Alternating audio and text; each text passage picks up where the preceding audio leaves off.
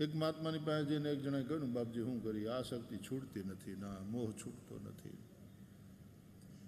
તો પછી એકવાર ઓલાને આવતો જોયો આશ્રમમાં. તો મહાત્મા બેઠા હતા ને પોતાના આસન ઉપર, તો ત્યાંથી ઊભા થઈ અને આશ્રમનો એક થાંભલો એને બથ ભરી ગયા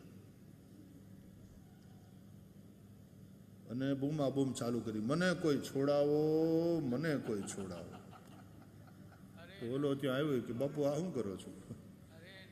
મહારાજ આ કયું ગાંડપણ? તો ગાંડપણ ક્યાં, આ થાંભલાએ મને પકડ્યો છે, મને છોડાવો, મને છોડાવો. એટલે ઓલો કે મહારાજ થાંભલાએ તમને નથી પકડ્યા, તમે થાંભલાને પકડ્યો છે, તમે છોડી દો તો બધું છૂટતો. કે હું એ જ કહું છું, હું એ જ કહું છું. સંસારે તને ક્યાં પકડી આવશે? તમે સંસારને પકડો છો. ઘર તમને ક્યાં પકડે છે? તમારો જે મોહ છે ઘરમાં, પરિવારમાં, ધન સંપત્તિમાં, આ આસક્તિ, એનાથી તમે બંધાયા છો. બાકી એ તો જડ વસ્તુ છે, એ તમને ક્યાં પકડે?